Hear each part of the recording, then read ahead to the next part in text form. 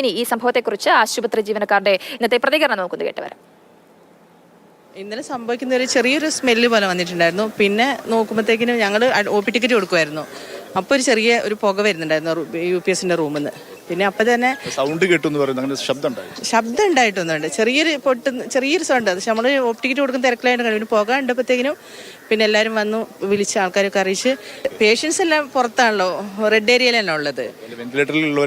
ഉള്ളവരൊക്കെ അപ്പുറത്തേക്ക് പുക പുറത്തേക്ക് വരുമ്പോഴത്തേനും മാറ്റി പേഷ്യൻ്റ് എല്ലാവരും അപ്പുറത്തേക്ക് പുറത്തേക്ക് എത്തിച്ചിട്ടുണ്ടായിരുന്നു. ഇത് വെന്റിലേറ്റർ വെച്ചാൽ നമ്മളിപ്പോൾ സാധാരണ ഒരു പേഷ്യന്റ് വെന്റിലേറ്റർ മാറ്റി ആമ്പൊക്കെ കൊടുത്ത് അങ്ങനെയല്ല. അതിൻ്റെ ഉള്ള ഫെസിലിറ്റി അന്നേരമല്ലോ, പുകയല്ലേ വന്നുകൊണ്ടിരിക്കുന്നത്. അപ്പോൾ സൗകര്യം മാറ്റിയിട്ടല്ലേ എടുക്കാൻ പറ്റുള്ളൂ. അപ്പോൾ അതുകൊണ്ടാണ് നമുക്ക് പറയാൻ പറ്റില്ല എന്താ ഭരണകാരണം എന്നൊന്നും അറിയത്തില്ല.